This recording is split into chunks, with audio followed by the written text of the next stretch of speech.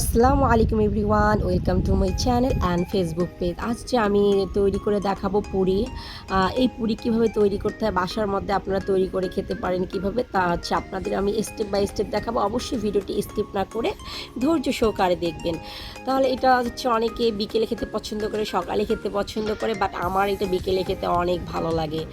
তা যাই হোক, যে টাইমে খেতে পছন্দ করে তাদের হচ্ছে পছন্দের উপর ডিপেন্ড করে। তা আমরা এই পুরিটা কীভাবে তৈরি করতে পারি তা হচ্ছে আমি আপনাদের এখানে এখন দেখাবো। তো অবশ্যই আপনারা ধৈর্য সহকারে ভিডিওটি দেখবেন।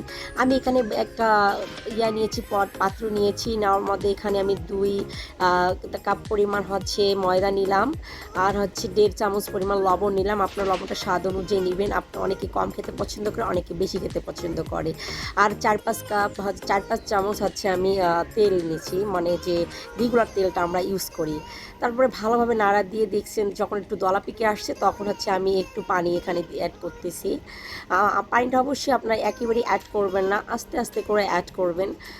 আমি দেখাবো যে কনসিস্টেন্সিটা কীরকম হয়। এই দেখছেন আমি কীরকম করে পানিটা দিয়ে একটা এইরকম সফট একটা ডো তৈরি করলাম, আপনারা দেখতেই পাচ্ছেন। এখন আমি এটা একটা ঢাকনা দিয়ে আমি এক সাইডে রেখে দিব।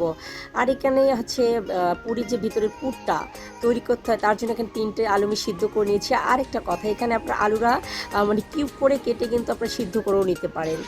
তা আমি এখানে সিদ্ধ করে এটা ভালোভাবে কীভাবে ওটা করতে হয় আপনারা বুঝতে পারছেন। আমি এটা ভর্তার মতো করে নিয়ে এখানে হচ্ছে পেঁয়াজ বেরেস্তা দিলাম, আপনারা কাঁচা পেঁয়াজ ইউজ করতে পারেন।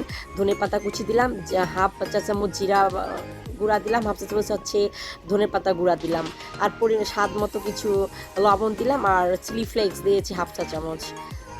এখানে আপনারা হচ্ছে কাঁচা ইউজ করতে পারেন, মরিচ।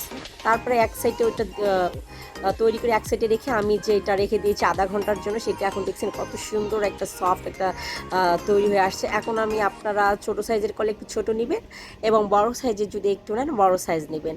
আমি দেখতেই পাচ্ছেন আমি কীরকম করে এটা হচ্ছে করে ফেলছি। তারপর এর ভিতরে আমি যে পুরটা তৈরি করে রাখছিলাম এইটা দিয়ে দেখেন আমি কত সুন্দর করে দেখেন আলতোভাবে এইটা করে নিচ্ছি, আপনারা দেখেন। আর এখানে আপনারা কিন্তু তরকারি যে আলুটা কিউব করে তরকারির মতো করে রান্না করে এখানে এটা দিতে পারবেন, বা কলিজা যেটা আপনার পছন্দ কলিজাও দিতে পারবেন।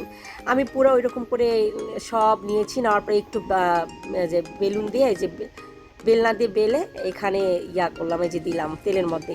তেলটা কিন্তু অবশ্যই একটু হিট করে নেবেন, একদম হাই হিট করে নেবেন। নেওয়ার পর আপনারা একটা একটা করে আমি দেখাচ্ছি, আপনারা একসঙ্গে 3-4টা, আপনাদের যদি কড়াইয়ের ইয়েটা বেশি থাকে 3-4টা করে ভাজবেন। এই অবস্থায় আমি এখন সব ভেজে একদম এখানে আপনাদের মাঝে নিয়ে আসতেছি। আমি এক এক করে সব ভেজে আপনাদের এখানে নিয়ে আসলাম। তা আমার এই ভিডিওটি আপনাদের কেমন লাগলো অবশ্যই কমেন্ট সেকশনে জানাবে। আর যদি আমার ভিডিওটি ভালো লেগে থাকে অবশ্যই আমার চ্যানেলটিকে সাবস্ক্রাইব করতে ভুলবেন না। আপনাদের জন্য এই তৈরি করা, যদি ভালো লাগে অবশ্যই একটা সাবস্ক্রাইব করবেন। তা ভালো থাকবেন, সুস্থ থাকবেন। আসসালামু আলাইকুম।